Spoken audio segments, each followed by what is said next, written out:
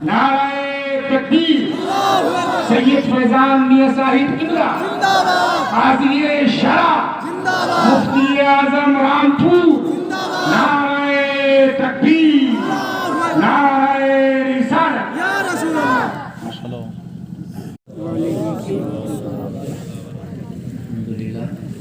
अल्हम्दुलिल्लाह व कफ़ा व सलामुन अला इबादिहि अल्लज़ीना इस्तफ़ा। अम्मा बअद फ़अऊज़ु बिल्लाहि मिनश शैतानिर रजीम। बिस्मिल्लाहिर रहमानिर रहीम। इन्नल लज़ीना क़ालू रब्बुनल्लाह सुम्मा इस्तक़ामू फ़ला ख़ौफ़ुन अलैहिम व ला हुम यहज़नून उलाइका अस्हाबुल जन्नति ख़ालिदीन फ़ीहा जज़ाअन बिमा कानू यअमलून। सदक़ल्लाहुल अज़ीम। हर दर्द की दवा है सल्ले अला मोहम्मद, तावीज़ हर बला है सल्ले अला मोहम्मद। दुरूद पाक पढ़ें अल्लाहुम्मा सल्लि व सल्लिम अला सय्यिदिना व मौलाना मुहम्मद माअदिल जूदि वल करम अलैहि व सहबिहि व बारिक व सल्लिम। सलातुन व सलामुन अलैका या रसूलल्लाह, सलातुन व सलामुन अलैका या हबीबल्लाह या करीमल्लाह व अला आलिका व अस्हाबिका या शफीअना इंदल्लाह। अल्लाह रब्बुल इज़्ज़त की बारगाह में हम दुआ करते हैं, परवरदिगार आलम हमारी इस महफिल को कबूल फरमाए और इसकी बरकतों से अल्लाह रब्बुल इज़्ज़त मालामाल फरमाए। जो कुछ हम जिक्र करें अल्लाह रब्बुल इज़्ज़त हमें अपने ज़िक्र की और अल्लाह रब्बुल इज़्ज़त अपनी निशानियों में फ़िक्र की हमें तौफ़ीक़ अता फरमाए। इंशाअल्लाह मुख्तसर से वक्त में गुफ्तगू करेंगे, मुझे उम्मीद है आप सुनेंगे इंशाअल्लाह और अल्लाह रब्बुल इज़्ज़त हमें तौफ़ीक़ अता फरमाएगा अमल करने की। और इसी उम्मीद के साथ इंशाअल्लाह बैठेंगे कि हम कहेंगे भी, सुनेंगे भी, समझेंगे भी और उस पर इंशाअल्लाह अज़ीज़ अमल भी करेंगे। बहुत अच्छे और प्यारे अंदाज़ में आप माशाअल्लाह अभी तक सुन रहे हैं। तकरीर भी अल्हम्दुलिल्लाह सुनी आपने और नात मनक़बत भी माशाअल्लाह सुनी और हमारे नवाब भाई ने माशाअल्लाह खूब अच्छे से आपको नात पाक सुनाई भी। और तकबीर तो हज़रत को भी करना चाहिए थी अज़ीज़ मौलाना तौहीद साहब को और बाकी हज़रात भी हैं। बहरहाल मैं आपके सामने मौजूद हूँ और ठंड भी आपके साथ है, हमारे साथ हैं, हमसे ज़्यादा शायद आपको, लेकिन इसलिए नहीं लग रही होगी क्योंकि सब माशाअल्लाह बैठे हुए हैं इत्तेफाक से गछे हुए। तो अल्लाह रब्बुल इज़्ज़त हमें तौफ़ीक़ अता फरमाए, दारिन की शहादत व बरकत से मालामाल फरमाए। तो सुनेंगे ना इंशाअल्लाह कुछ देर इंशाअल्लाह मेरे साथ रह करके। इसको थोड़ा और छोटा कर दो, उधर उधर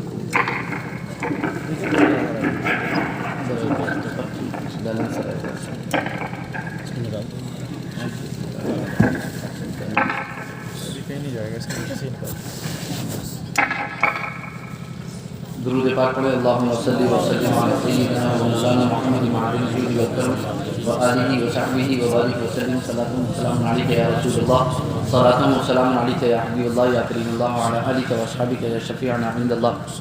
मैंने जो आयत करीमा तिलावत की है वो सूरतुल अहक़ाफ़ की आयत नंबर 13 और आयत नंबर 14 है। आयत नंबर 13 और आयत नंबर 14 है। अल्लाह रब्बुल इज़्ज़त उसमें इरशाद फरमाता है, इन्नल लज़ीना क़ालू रब्बुनल्लाह सुम्मा इस्तक़ामू फ़ला ख़ौफ़ुन अलैहिम व ला हुम यहज़नून। देखो बात कोई मत करना, ठीक है, इत्मीनान से खामोशी से बैठना। इन्नल लज़ीना क़ालू रब्बुनल्लाह सुम्मा इस्तक़ामू फ़ला ख़ौफ़ुन अलैहिम व ला हुम यहज़नून। बेशक वो लोग जिन्होंने कहा हमारा रब अल्लाह, हमारा रब अल्लाह, जिन्होंने कहा हमारा रब अल्लाह। तो जिसने भी कहा हमारा रब अल्लाह, जिसने भी कहा हमारा रब अल्लाह, आगे अल्लाह फरमाता है फला खौफुन अलैहिम व ला हुम यहज़नून। तो न उन पर कोई खौफ है और ना ही कोई गम। बेशक वो लोग जिन्होंने कहा हमारा रब अल्लाह, उन्हें ना कोई खौफ है ना कोई गम। इसको बहुत ही बारीकी से आप जब गौर करोगे और इस फरमान को बार बार पढ़ोगे, बार बार पढ़ोगे, बेशक वो लोग जिन्होंने कहा हमारा रब अल्लाह है, उन्हें कोई खौफ नहीं, उन्हें कोई गम नहीं। تب کیسے ممکن ہے کہ ہم ہی وہ لوگ ہوں جو کہتے ہوں کہ ہمارا رب اللہ ہے، پھر ہمیں خوف بھی ستائے اور غم بھی؟ جبکہ ہمارا رب یہ فرماتا ہے بے شک وہ لوگ جنہوں نے کہا ہمارا رب، انہیں کوئی خوف نہیں، کوئی غم نہیں۔ پھر ہمیں کیسا خوف، ہمیں کیسا غم؟ ہم بھی تو وہ لوگ ہیں نا جنہوں نے کہا ہمارا رب اللہ ہے۔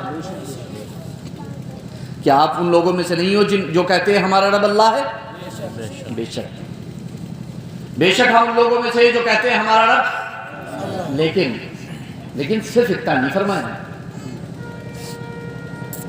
کہ جنہوں نے کہا ہمارا رب، ساتھ میں ایک جملہ اور ارشاد فرمایا، ثم استقاموا، جنہوں نے کہا ہمارا رب اللہ ہے، پھر انہوں نے استقامت اختیار کی، پھر انہوں نے استقامت اختیار کی، یعنی وہ اپنے اس قول پر ثابت قدم رہے، ڈٹے رہے، اڑے رہے، اور آخری دم تک، آخری سانس تک اپنی اسی بات پر ثابت رہے، پھر انہیں کوئی خوف نہیں، کوئی غم نہیں، پھر انہیں کوئی خوف نہیں، کوئی غم نہیں۔ تو بے شک وہ لوگ جنہوں نے کہا ہمارا رب اللہ ہے، اور سب سے پہلے کہاں کہا؟ سب سے پہلے کہاں کہا؟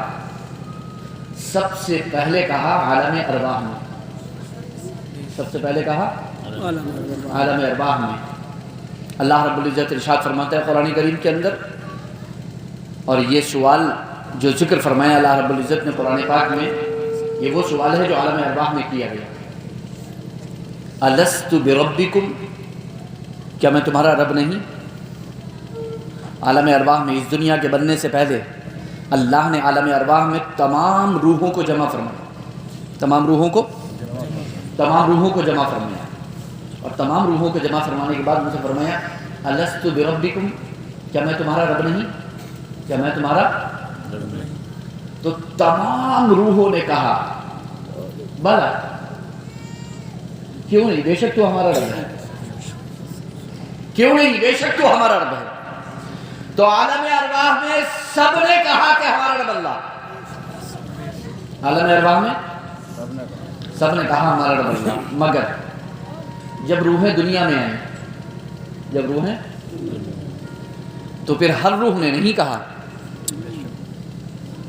کچھ نے کہا، کچھ نے نہیں کہا، کچھ نے کہا اور کچھ نے نہیں کہا، کچھ نے کہا کہ ہمارا رب اللہ، اور بہت ساری روحوں نے کہا کہ ہمارے رب اور بہت سارے ہیں، اربابا من دون اللہ، اللہ کے سوا بہت سے رب بنا لیے انہوں نے۔ تو جب روح دنیا میں پہنچی تو کچھ روحوں نے کہا ہمارا رب اللہ، اور بہت سی روحوں نے اس بات کو نہیں کہا کہ ہمارا رب اللہ، بلکہ انہوں نے اللہ کے سوا اور رب بنا لیے۔ تو جنہوں نے اس دنیا میں آ کر کے کہا کہ ہمارا رب اللہ، وہ مومن، اور جنہوں نے اس دنیا میں آ کر کے نہیں کہا کہ ہمارا رب اللہ، وہ کافر، جنہوں نے اللہ کو اپنا رب نہیں مانا وہ کافر، وہ کافر، وہ کافر۔ تو اب دو گروپ ہو گئے، دو گروہ ہو گئے، روحیں دو جگہ بڑھ گئی۔ دنیا میں آ کر کچھ روحوں نے کہا کہ ہمارا رب اللہ، اور بہت ساری روحوں نے نہیں کہا۔ تو جنہوں نے کہا وہ مومن، اور جنہوں نے نہیں کہا وہ کافر۔ لیکن وہ کہنے والے بھی سب برابر نہیں، وہ کہنے والے بھی سب برابر نہیں، وہ کہنے والے بھی سب برابر نہیں، کیونکہ جنہوں نے کہا ہمارا رب اللہ، ان میں جنہوں نے دل سے مانا بھی وہ مومن، اور جنہوں نے صرف زبان سے کہا دل سے نہیں مانا وہ منافق مومن ہے۔ جی بے شک، زبان سے کہنے والے بھی دو طریقے کے، ایک وہ جنہوں نے صرف زبان سے کہا دل سے نہیں مانا، ایک وہ جنہوں نے زبان سے کہا بھی اور دل سے مانا بھی۔ تو جنہوں نے زبان سے کہا اور دل سے مانا وہ مومن، اور جنہوں نے صرف زبان سے کہا دل سے نہیں مانا وہ منافق۔ اور منافق کافر سے بدتر، منافق کافر سے بدتر، کیونکہ ان کا ٹھکانہ جہنم میں سب سے نچلے طبقے میں ہے۔ ان المنافقین فی الدرک الاسفل من النار، جہنم کا جو سب سے نچلا طبقہ ہے اس طبقے میں منافقین کو ڈالا جائے گا۔ کن لوگوں کو؟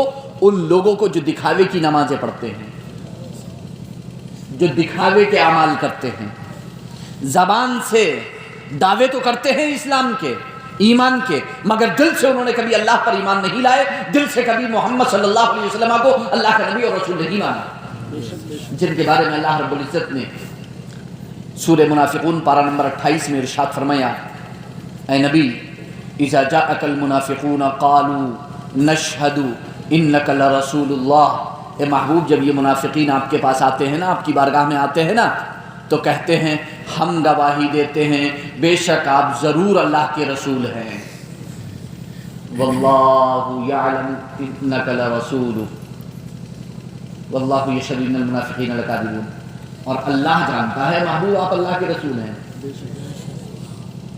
اور اللہ گواہی دیتا ہے کہ یہ منافقین اپنی گواہی میں جھوٹے ہیں۔ یہ صرف زبان سے کہتے ہیں، اے محبوب یہ صرف زبان سے کہتے ہیں کہ محمد اللہ کے نبی اس کے رسول ہیں، یہ دل سے نہیں مانتے۔ ایسے ہی لوگوں کو قرآن نے فرمایا ہے تم یہ مت کہو کہ تم ایمان لائے، وَلَكِنْ قُولُوا أَسْلَمْنَا، تم یہ کہو کہ تم اسلام لائے۔ ظاہری اعمال کیے تم نے، نماز کی، روزہ کیا، وغیرہ وغیرہ سب کچھ کیا، ظاہر میں سب کچھ کیا تم نے، لیکن تم دل سے تصدیق نہیں کی، تم نے دل سے نہیں مانا تم نے۔ وَلَكِنْ قُولُوا أَسْلَمْنَا وَلَمَّا يَدْخُلِ الْإِيمَانُ فِي، ابھی ایمان تمہارے دلوں میں داخل نہیں ہوا ہے، ابھی ایمان تمہارے دلوں میں، تو ایمان دل میں داخل ہونا بہت ضروری ہے۔ اس لیے علماء نے فرمایا کہ اگر کسی شخص کو مجبور کر دیا جائے، یعنی اس کی جان پہ بنائے کہ اگر تو یہ کفریہ بات نہیں بکے گا تو میں تیری جان لے لوں گا، اور اسے یقین ہو کہ یہ میری جان لے لے گا، تو اس وقت اپنی جان بچانے کے لیے آدمی زبان سے وہ کفریہ کلمات کہہ سکتا ہے مگر دل سے اس کی تصدیق نہ کرے۔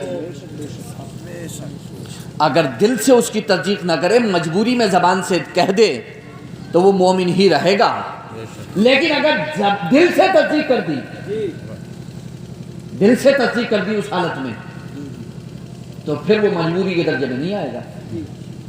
دل چیر کے تھوڑی نکال دے گا ایمان آپ کا، زبان سے ہی تو کہہ دے گا، اور وہ زبان سے کہہ دے گا مطمئن ہو جائے گا، اور آپ دل سے مطمئن ہو، آپ کا دل مطمئن ہے، آپ کا دل مطمئن ہے، کوئی دل چیر کے آپ کا ایمان نہیں نکال سکتا۔ تو جب تک دل سے آپ مومن ہو تو اللہ نہ کرے، خدا نہ کرے، اللہ نہ کرے کبھی زندگی میں کوئی ایسا موقع آئے کہ کفریہ کلمہ بکنا پڑے، اللہ رب العزت ہم سب کی حفاظت فرمائے، تو کبھی دل سے مت کہنا کوئی بات، اللہ نہ کرے۔ تو بے شک وہ لوگ جنہوں نے کہا ہمارا رب اللہ، اور کہنے والے سب برابر نہیں، کہنے والے سب برابر نہیں، جنہوں نے زبان سے کہا بھی اور دل سے مانا بھی وہ مومن، جنہوں نے صرف زبان سے کہا دل سے نہیں مانا وہ منافق، اور جنہوں نے نہ دل سے مانا نہ زبان سے کہا وہ کافر۔ تو تین قسمیں ہو گئیں انسانوں کی، مومن، کافر، منافق۔ قرآن کریم کی پہلی سورت سورہ فاتحہ کے بعد، قرآن کریم کی ترتیب کے اعتبار سے، مصحف شریف کی ترتیب کے اعتبار سے سورہ بقرہ۔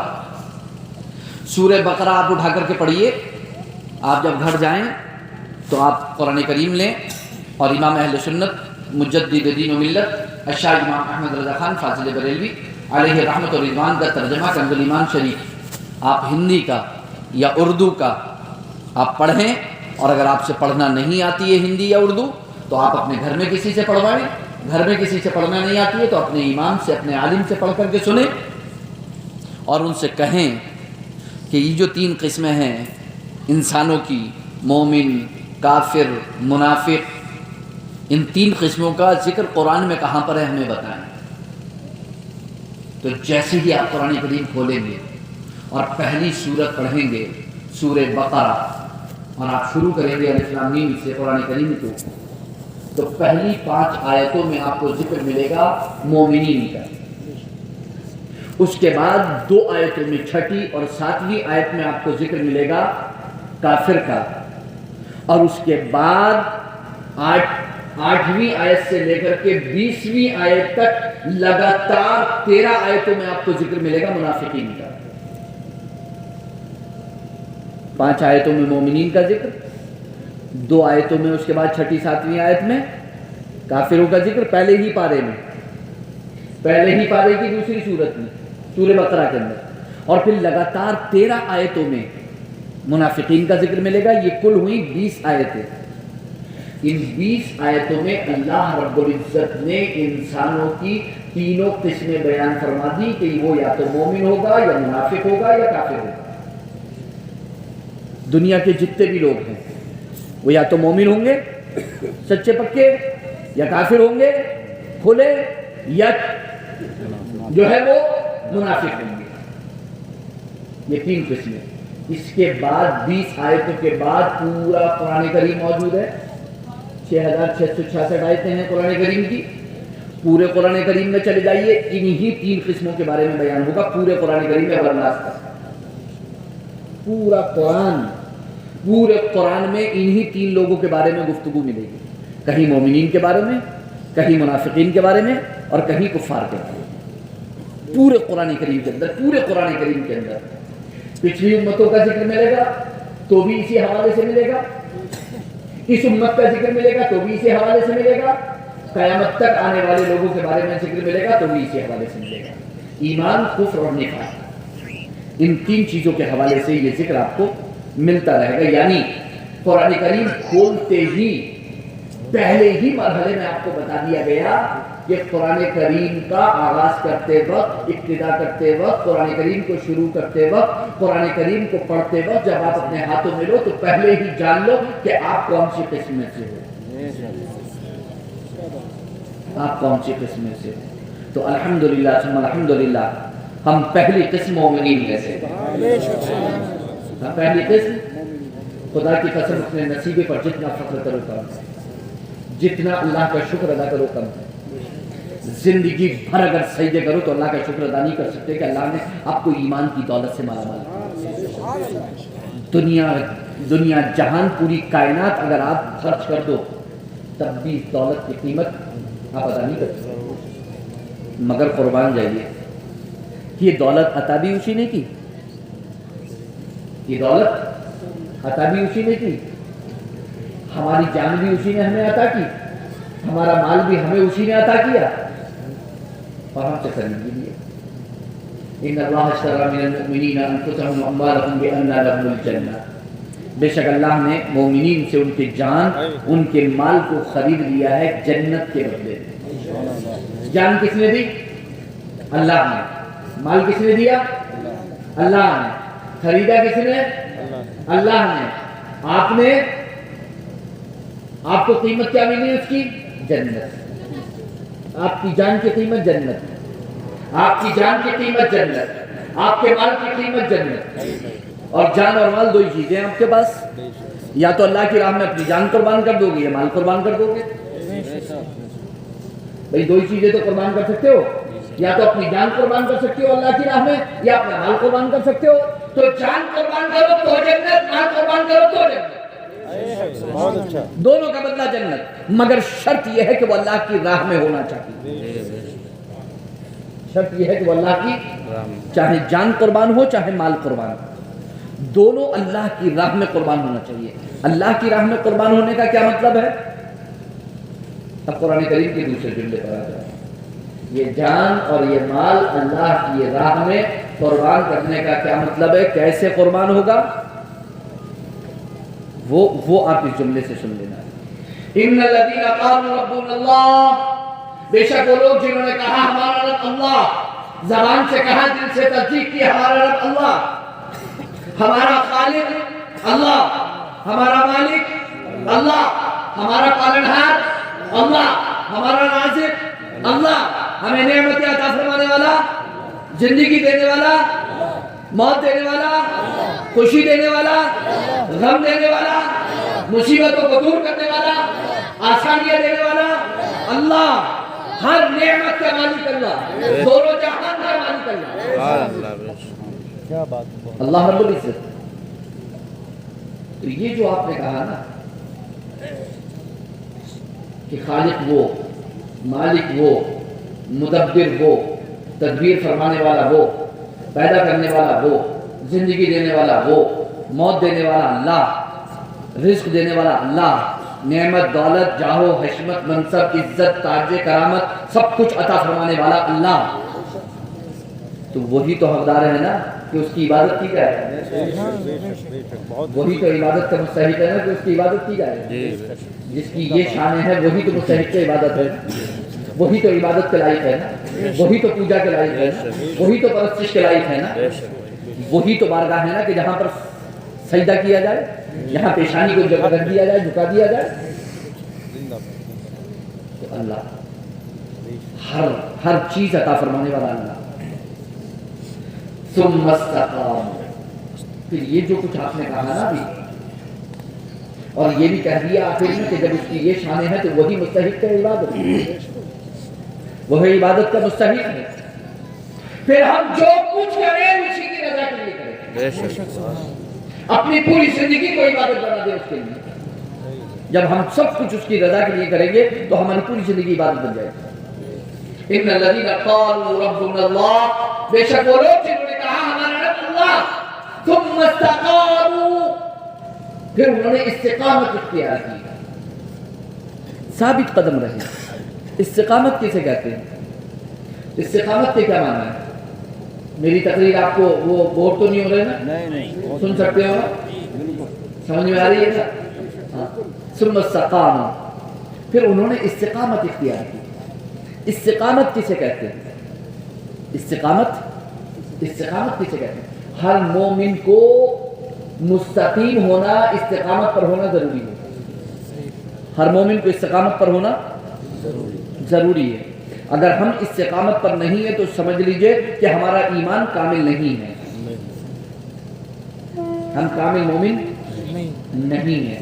اور جب ہمارا ایمان کامل نہیں ہے تو پھر جناب پھر ہماری دعا بھی, ہماری عبادت بھی, پھر ہماری ساری چیزوں میں کمی آتی چلی جائے گی, ساری چیزوں میں کمی آتی چلی جائے گی. ثم استقاموا, پھر انہوں نے استقامت اختیار کی. استقامت کسے کہتے ہیں؟ امیر المؤمنین سیدنا ابو بکر صدیق اکبر, پہلے خلیفہ, اللہ کے رسول کے پہلے خلیفہ امیر المؤمنین سیدنا ابو بکر صدیق اکبر رضی اللہ تعالیٰ عنہ منبر شریف پر تشریف فرما ہوئے اور آیت کریمہ تلاوت کی, ان الذین قالوا ربنا اللہ ثم استقاموا, اور پھر اس کی تفسیر کی, اے لم یشرکوا باللہ شیئا, پھر انہوں نے استقامت اختیار کی, یعنی اللہ کے ساتھ شرک نہیں کیا. اللہ کے ساتھ شرک نہیں کیا. استقامت کے معنی ہے شرک سے بچنا. استقامت کے معنی ہے شرک کیسے کہتے ہیں؟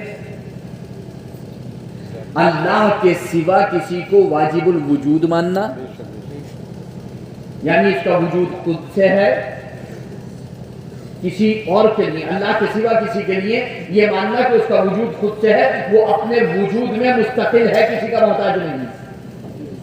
واجب الوجود ماننا یا اللہ کے سوا کسی کو عبادت کے لائق سمجھنا, یہ شرک ہے. یہ کیا ہے؟ شرک. اللہ کے سوا کسی کو واجب الوجود ماننا, جیسا کہ مجوسی لوگ کہتے ہیں کہ ہمارے دو خدا ہیں, ایک اہرمن, ایک یزدان, ایک خیر دینے والا, ایک بھلائی دینے والا, ایک شر دینے والا, ایک برائی دینے والا. دو خدا مانتے ہیں مستقل طور پہ وہ. ہم کسی کو اللہ کے سوا خدا نہیں مانتے, ہم کسی کو واجب الوجود نہیں مانتے, ہم اللہ کے سوا کسی کو واجب الوجود نہیں مانتے. اللہ ہی واجب الوجود ہے, کوئی اس کی اولاد نہیں, وہ کسی کی اولاد نہیں, نہ وہ کسی کی اولاد, نہ اس کی کوئی اولاد, نہ اس کا کوئی ساتھی, نہ اس کا کوئی مثل اور مشابہ, کوئی اس کا ساتھی نہیں. قل هو اللہ احد اللہ الصمد وہ بے نیاز ہے، وہ غنی ہے. لم یلد ولم یولد ولم یکن لہ کفوا احد. سورہ اخلاص پڑھ لو سمجھ میں آ جائے گا توحید کیا ہے. صرف سورہ اخلاص پڑھ لو سمجھ میں آ جائے گا کہ توحید کیا ہے. صرف اس کا ترجمہ پڑھ لینا. اللہ ایک ہے، اللہ بے نیاز ہے. لم یلد ولم یولد، نہ اس نے کسی کو جنا نہ اس کو کسی نے جنا، اور نہ اس کا کوئی ساجی نہ اس کا کوئی مثل و مشابہ، نہ اس کا کوئی اس کے برابر نہیں، کوئی اس کے برابر نہیں، کوئی اس کے برابر نہیں. تو جو کوئی اللہ کے برابر کسی کو مانے، اللہ کا ساجی یا حصے دار مانے، اس کی عبادت میں، اس کی ذات میں، اس کی صفات میں کسی غیر کو اگر کوئی شریک کرے تو یہ شرک ہے. سمجھ میں آ گیا؟ اللہ کی ذات، اس کی صفات، اس کی عبادت میں کسی کو شریک ٹھہرانا یہ شرک ہے. کسی کو واجب الوجود ماننا یا عبادت کے لائق سمجھنا، پوجا پرستش کے لائق سمجھنا یہ شرک ہے. اور حضرت صدیق اکبر نے کیا تفسیر کی استقامت کی؟ استقامت یہ ہے کہ وہ شرک سے بچتے ہیں. بے شک وہ لوگ جنہوں نے کہا ہمارا اللہ، پھر انہوں نے کوئی شریک نہیں ٹھہرایا اللہ، پھر انہوں نے شرک نہیں کیا، وہ شرک سے بچے، وہ شرک سے بچے. تو الحمدللہ ثم الحمدللہ ہم وہ لوگ ہیں جو کہتے ہیں ہمارا رب اللہ، اور ہم شرک بھی نہیں کرتے. ہم شرک نہیں کرتے. ہم خالق اللہ کو مانتے ہیں، رازق اللہ کو مانتے ہیں، زندگی دینے والا اللہ کو مانتے ہیں، موت دینے والا اللہ کو مانتے ہیں، خوشی دینے والا اللہ کو مانتے ہیں، مالک اللہ کو مانتے ہیں، خالق اللہ کو مانتے ہیں، مدبر اللہ کو مانتے ہیں، فاعل بالذات اللہ کو مانتے ہیں، قادر مطلق اللہ کو مانتے ہیں، اور عبادت کے لائق بھی صرف اللہ کو مانتے ہیں. ہم شرک نہیں کرتے. مگر شرک کی دو قسمیں ہیں، شرک اکبر اور شرک اصغر. جو میں نے ابھی کہا کہ ہم شرک نہیں کرتے، اللہ کے ساتھ کسی کو شریک نہیں کرتے، اس کی ذات، اس کی صفات، اس کی عبادت میں، یہ ہے بڑا شرک، شرک اکبر. شرک اصغر کیا ہے؟ شرک اصغر کیا ہے؟ چھوٹا شرک کیا ہے؟ چھوٹے سے یہ سمجھ لینا کہ وہ شرک نہیں ہے. چوری بڑی ہو یا چھوٹی، چوری تو چوری ہے، چوری تو ہاں، بس اتنا ضرور ہے کہ بڑی چوری ہوگی تو ہاتھ کاٹ دیا جائے گا، اور اگر بڑی چوری نہیں ہوگی، چھوٹی چوری ہوگی تو ہاتھ کٹنے سے بچ جاؤ گے. اسی طریقے سے بڑا شرک ہوگا تو اسلام سے باہر نکل جاؤ گے، چھوٹا شرک ہوگا تو اسلام سے باہر تو نہیں نکلو گے، البتہ وہ چھوٹا شرک جہنم میں ضرور لے جا سکتا ہے. مومن ہونے سے تو خارج نہیں کرے گا وہ، لیکن اس کا مطلب یہ نہیں ہے کہ سزا نہیں ملے گی. سزا تو مل جائے گی، سزا سے نہیں بچے گا. چھوٹا شرک کیا ہے؟ چھوٹا شرک کیا ہے؟ شرک اصغر کیا ہے؟ یہ بتانے سے پہلے وہ کیا ہے میں آپ کو یہ بتا دوں کہ اسے پہچاننا کتنا مشکل ہے. اسے پہچاننا کتنا مشکل ہے. اتنا مشکل ہے کہ اللہ کے رسول سرور کونین صلی اللہ علیہ وسلم ارشاد فرماتے ہیں، سخت سیاہ رات میں، میری بات غور سے سننا، سخت سیاہ رات میں سخت سیاہ پتھر پر سخت سیاہ چیونٹی جیسے نظر نہیں آتی، ایسے ہی شرک اصغر بھی نظر نہیں آتی. سخت سیاہ رات میں اندھیرا گپ ہو بالکل، اور کالا پتھر ہو، اس کالے پتھر پر کالی چیونٹی ہو، وہ آپ کو نظر آ جائے گی کیا؟ ایسے ہی شرک اصغر بھی نظر نہیں آتا، لوگوں کے اندر موجود رہتا ہے. اب آپ سمجھ سکتے ہو کہ اس سے بچنا کتنا مشکل ہے. اس سے بچنا کتنا مشکل ہے، اب آپ سمجھ سکتے ہو. وہ ہے کیا؟ وہ ہے ریا اور نفاق. وہ ہے ریا اور نفاق. ریا یعنی دکھاوا، یعنی آپ جو کچھ کر رہے ہو عبادت کے نام پر، اللہ کے نام پر، دین کے نام پر، آپ جو کچھ بھی کر رہے ہو وہ اللہ اور اس کے رسول کی رضا کے لیے نہیں بلکہ لوگوں کو دکھانے کے لیے کر رہے ہو. اسے کہتے ہیں ریا. یہ ہے یعنی آپ عبادت کے نام پر، دین کے نام پر، خدمت کے نام پر جو کچھ آپ کر رہے ہو وہ اللہ اور اس کے رسول کی رضا کے لیے نہیں کر رہے ہو، بلکہ لوگوں میں اپنے چرچا کے لیے، اپنے دکھاوے کے لیے، اپنے بڑھوتری کے لیے کر رہے ہو. یہ ہے ریا. اور یہ وہ چیز ہے جیسے کالے پتھر پر کالی رات میں کالی چیٹی نظر نہیں آتی، ایسی انسان کو یہ بھی نظر نہیں آتا کہ میں یہ کام کر کس کے لیے رہا ہوں، اللہ اور اس کے رسول کی رضا کے لیے یا لوگوں کے دکھاوے کے لیے. بہت سمجھنا مشکل ہے اس کو، بہت مشکل ہے اس کو سمجھنا. آدمی سمجھ ہی نہیں پاتا کہ کب وہ دکھاوا کر جاتا ہے، سمجھ ہی نہیں پاتا. اسٹارٹ ٹو اینڈ، شروع سے آخر تک اس سے بچ جانا بہت بڑی خوش نصیبی ہے. ممکن ہے آپ شروع سے بچتے ہوئے چلو، آخر تک بچتے ہوئے چلو، اور اینڈ بھی ہو گئی اور آپ بچ بھی گئے. جانتے ہو آپ کیا کہتا ہے آدمی؟ کسی کی، میں ایک مثال دیتا ہوں، کسی بچی کی شادی کری، پوری شادی کر دی، بچی کو رخصت کر دی، وہ گھر چلی گئی، شادی ہو گئی بچی کی. دوسری ایک بچی کی بھی شادی کر دی، مالدار آدمی تھا، اس نے کہا لاؤ میں کروں گا، کسی کو نہیں پتا، کسی کو پتا نہیں، کر دی، پھر کر دی 10 بچیوں کی شادی کر دی. مہینہ 6 مہینے کے بعد بیٹھے ہوئے گفتگو ہو رہی، میں نے نہ جانے کتنی بچیوں کی شادی کر دی، میں کبھی کسی سے ذکر بھی نہیں کرتا. نہیں، یہ میں خطرناک بات بتا رہا ہوں آپ کو، اب اس کو مذاق میں مت لینا، یہ مذاق نہیں ہے، اس کو آپ مذاق میں مت لیں، یہ مذاق بات نہیں ہے. یہ ریا شامل ہو گیا، ریا شامل ہو گیا. آپ جا رہے ہیں پٹری سے اتر رہے ہیں اپنی، یعنی اب تک آپ نے جو کچھ اللہ اور اس کے رسول کی رضا کے لیے کیا تھا، اب آپ اسے اکارت اور تباہ اور برباد کرنے کی طرف چل رہی ہے اور آپ کو پتہ نہیں. یہ بہت سخت مقام ہے زندگی کے اندر، بہت سخت مقام ہے.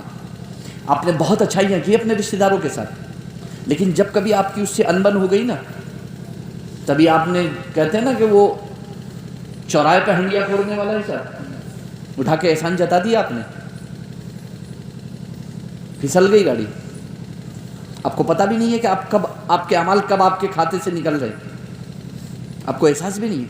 بہت ہی سخت مقام ہے یہ. الا ماشاء اللہ، الا ماشاء اللہ، جسے اللہ چاہے وہی اس سے محفوظ رہ سکتا ہے، بس باقی کوئی. میں اپنے سے لے کر کے اور نیچے تک سب کی بات کر رہا ہوں.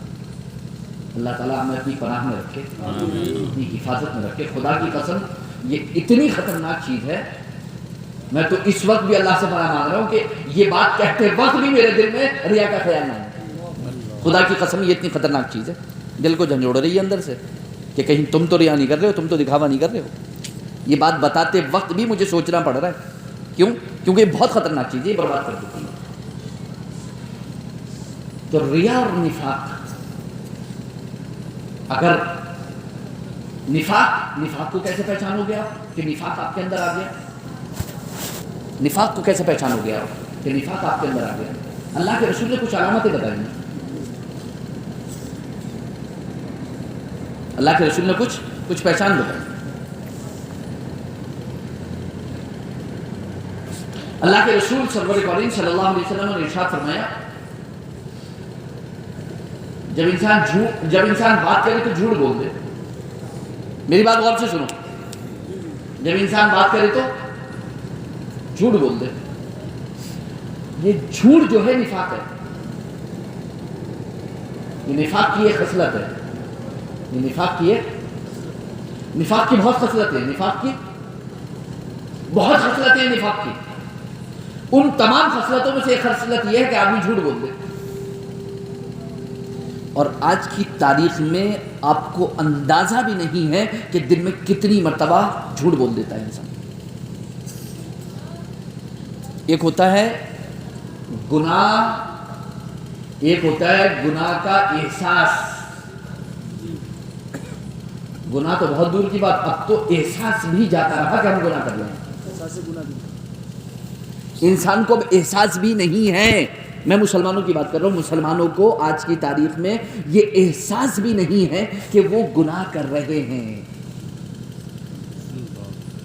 ہم گناہ کر رہے ہیں، ہمیں احساس بھی نہیں. کیونکہ اگر ہمیں احساس ہوتا تو خدا کی قسم ہم جھوٹ نہیں بولتے. نہ، یہ تو میں گارنٹی سے کہہ سکتا ہوں کہ اگر آپ کو یہ احساس ہوتا کہ اللہ آپ کا دیکھ رہا ہے، آپ نے کہا ہے کہ ہمارا رب اللہ ہے، ہمارا خالق ہے، مالک ہے، رازق ہے، زندگی دینے والا ہے، رزق دینے والا وہی ہے، جھوٹ کیوں بولے رہے؟ جھوٹ سے تھوڑی ملے گا رزق، رزق تو اللہ دے گا نا، رزق اللہ دے گا کہ جھوٹ دے گا؟ زندگی اللہ دے گا کہ جھوٹ دے گا؟ زندگی تو اللہ دے گا، زندگی تو اللہ دے گا۔ جب زندگی اللہ دے گا اور سب کچھ اللہ دے گا تو پھر جھوٹ کیوں ہوگا؟ دوسری نفاق کی ایک خصلت، جب آدمی وعدہ کرے تو وعدہ خلافی کرے۔ سچ بتانا، دل پہ ہاتھ رکھ کے صرف ایک مرتبہ احساس کرنا کہ آج تک زندگی میں کتنی بار وعدہ خلافی کی ہے۔ اور لوگوں سے تو چھوڑو، لوگوں سے تو چھوڑو، اللہ اور اس کے رسول سے کتنی بار وعدہ خلافی کی ہے؟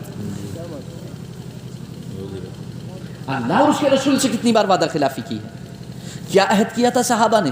اللہ کے رسول کے ہاتھ میں جب ہاتھ دیا تھا، خدا کی قسم ایک مرتبہ دل پہ ہاتھ رکھ کے بتاؤ کہ اگر آپ بھی مدینے میں موجود ہوتے اور رسول اللہ سامنے ہوتے اور رسول اللہ کے ہاتھ میں ہاتھ دے کر کے بیعت کرتے اور یہ بیعت کرتے بایعنا رسول اللہ صلی اللہ علیہ وسلم، یا آپ کہتے نبایعک یا رسول اللہ صلی اللہ علیہ وسلم علی اقامت الصلاۃ و ایتاء الزکاۃ والحج وصوم رمضان والنصح لكل مسلم، یا رسول اللہ ہم آپ کے ہاتھ پر بیعت کرتے ہیں، ہمیشہ نماز قائم کریں گے، ہمیشہ روزے رکھیں گے، زکوٰۃ دیں گے، حج کریں گے، اور ہر مسلمان کی یا رسول اللہ ہم خیر خواہی کریں گے۔ خدا کی قسم اگر رسول اللہ کے ہاتھ پر ہاتھ رکھ کر یہ بات کہی ہوتی تو کیا اس وعدے سے پڑھتے؟ تو کیا آپ یہ سمجھتے ہو کہ یہ وعدہ آپ نے نہیں کیا ہے؟ نہیں، ہر مسلمان نے رسول اللہ کے اس ہاتھ پر بیعت کی ہے۔ جو بھی قیامت تک آنے والا مسلمان ہے وہ یہ جان لے کہ وہ اس بیعت میں شامل ہے۔ صحابہ نے رسول اللہ سے بیعت کی، صحابہ کے ہاتھ پر تابعین نے بیعت کی، تابعین کے ہاتھ پر تبع تابعین نے بیعت کی، ان کے بعد والوں نے ان کے ہاتھ پر، ان کے بعد والوں نے ان کے ہاتھ پر، ان کے بعد والوں نے ان کے ہاتھ پر، اور قیامت تک بیعت کا یہ سلسلہ چلتا رہے گا۔ اور جو اپنے سنی صحیح العقیدہ پیر و مرشد کے ہاتھ میں ہاتھ دیتے ہو نا، وہ بھی اسی پر عہد و پیمان کرتے ہو، اسی پر بیعت کرتے ہو کہ ہمیشہ نماز قائم کریں گے، روزے رکھیں گے، حج کریں گے، زکوٰۃ دیں گے، گناہوں سے بچیں گے، نیکیاں کریں گے، یہی تو کرتے ہو نا۔ تو ہاتھ بھی ایسے کے ہاتھ میں دو جو اس عہد کو خود پورا کرتا ہے، اور خود اسے پورا کرنے کی کوشش کرو۔ اس کو معمولی بات مت سمجھنا، میں نے اور آپ نے سب نے رسول اللہ صلی اللہ علیہ وسلم کے ہاتھ پر بیعت کی ہے اس کام کے لیے، ہم سب نے بیعت کی حضور کے ہاتھ پہ اس پہ۔ خدا کی قسم ایک بار یہ تو سوچو کہ آپ صحابہ میں ہوتے تو کیا کرتے؟ کہ یہی عالم ہوتا جو اب ہے، یہی جھوٹ ہوتا، یہی وعدہ خلافی ہوتی، یہی نمازوں کو چھوڑنا، یہی روزوں کو چھوڑنا، یہی حج اور زکوٰۃ صدقات خیرات کو چھوڑنا، یہی مسلمانوں کی خیر خواہی سے منہ موڑنا، یہ سب ہوتا کیا ہمارے اندر؟ خدا کی قسم کبھی نہیں ہوتا۔ مگر وہ زمانہ اور تھا، یہ زمانہ اور ہے، تو کیا ہم اس زمانے کو واپس آنے کی کوشش نہیں کر سکتے؟ کسی نے چیونٹی سے کہا، پہاڑ پر چڑھ رہی تھی، پہاڑ پر چڑھتی ہوئی چیونٹی سے کسی نے کہا کہاں کا ارادہ ہے؟ اس نے کہا چوٹی کا ارادہ ہے، پہاڑ کی چوٹی کا ارادہ۔ اس نے کہا اپنی اوقات دیکھو اور پہاڑ کی چوٹی دیکھو، راستے میں ہی موت آ جائے گی تم کو، چوٹی ہاتھ نہیں آئے گی۔ تو چیونٹی کا جواب سنو، اس نے کہا موت اسی راستے میں، اسی کوشش میں آئے گی نا، موت اسی کوشش میں آئے گی نا، تو جب اسی کوشش میں موت آئے گی تو بس کافی ہے۔ تو میں جانتا ہوں کہ ہر چیز پر عمل کرنا بہت آسان کام نہیں ہے، لیکن کوشش میں تو موت آئے گی نا۔ اللہ تو کوشش دیکھ رہا ہے نا، اللہ تو کوشش دیکھ رہا ہے نا، اللہ تو کوشش دیکھ رہا ہے نا۔ کوشش کرو، کوشش کرو، کوشش کرو گے تو یقیناً اس زمانے کا کچھ نہ کچھ تو اپنے اندر پاؤ گے، وہ بھلائی اپنے اندر پاؤ گے، وہ خیر خواہی اپنے اندر پاؤ گے۔ جب کوشش کرو گے تو سب کچھ ملے گا، کوشش نہیں کرو گے تو کچھ نہیں ملے گا۔ تو نفاق اور ریا بہت غور سے دیکھو کہ کہیں ایسا تو نہیں کہ یہ ہمارے اندر گھسائی یہ چیزیں۔ نفاق میں نے بتایا آپ کو، جب بات کرے تو جھوٹ بولے، وعدہ خلافی کرے، وعدہ کرے تو وعدہ خلافی کرے، اور جب اس کے پاس کوئی امانت رکھی جائے تو امانت میں خیانت کر دے۔ قرآن کیا فرماتا ہے؟ یا ایھا الذین آمنوا لا تخونوا اللہ والرسول وتخونوا اماناتکم وانتم تعلمون۔ اے ایمان والو، اللہ اور اس کے رسول سے خیانت مت کرو، اللہ اور اس کے رسول سے خیانت مت کرو، خیانت مت کرو، اور امانتوں میں خیانت مت کرو، حالانکہ تم جانتے ہو، سب معلوم ہے تمہیں کیا کر رہے ہو، خیانت کرنے والا اچھے سے جانتا ہے خیانت کرنے والا. اور خیانت کائے سے ہوتی ہے؟ ہاتھ سے بھی خیانت ہوتی ہے، زبان سے بھی خیانت ہوتی ہے، آنکھ سے بھی خیانت ہوتی ہے، کان سے بھی خیانت ہوتی ہے، قدم سے بھی خیانت ہوتی ہے. اور آنکھ اور زبان کی خیانت اور آنکھ اور کان کی خیانت تو اتنی خطرناک ہے کہ آپ کو احساس بھی نہیں ہوگا کہ آپ نے خیانت کر دی. آنکھ اور کان کی خیانت اتنی خطرناک ہے کہ آپ کو احساس بھی نہیں ہوگا کہ آپ خیانت کر رہے ہو. آپ خیانت کوئی بتانے والا بھی نہیں ہے. کیوں؟ بتانے والا جب تک اندر رہتا ہے جب تک آپ کو احساس رہتا ہے. آپ کا احساس ہے جو آپ کو بتاتا ہے کہ آپ خیانت کر رہے ہو. جب آپ اتنی خیانت کرو گے کہ آپ کا احساس ہی مر جائے تو پھر بتائے گا کون بتائے گا آپ کو؟ بتاؤ. آج گاڑی میں بیٹھتے ہو، سیٹ بیلٹ لگانے کے لیے ایک بیپ بجتی ہے، وہ بجتی رہتی ہے، بل آخر بجتے وہ خود ہی بند ہو جاتی ہے اور آپ بیلٹ نہیں لگاتے. حالانکہ وہ آپ کو 10 منٹ تک بتاتی ہے کہ جناب آپ گاڑی کی سیٹ پر ہیں، بیلٹ لگانا ضروری ہے، آپ کا جان کا معاملہ ہے، آپ کی جان کی حفاظت کا معاملہ ہے، آپ بیلٹ لگا لیجئے. وہ 10 منٹ تک بجتے خاموش ہو جاتی ہے. کیوں؟ کیونکہ آپ اسے سنتے نہیں ہو. یہ بیپ جو اندر بچ رہی ہے نا، اسے بجنے دو اور اس کی سنو گے تو بجتی رہے گی. سننا چھوڑ دو گے تو بجنا بند ہو جائے گی. اور جس دن بجنا بند ہو گئی تو اس دن خدا کی قسم گناہوں کا احساس بھی نہیں ہوگا، اتنے گناہ اکٹھے ہو گئے. اللہ کے رسول سرور کونین صلی اللہ علیہ وسلم جب پوچھا گیا مل اسم یا رسول اللہ، اللہ کے رسول گناہ کیا ہے؟ اللہ کے رسول گناہ کیا ہے؟ اللہ کے رسول نے ارشاد فرمایا ما حاکا فی صدری کا، جو بات تیرے دل میں کھٹ کے وہی گناہ ہے. جو بات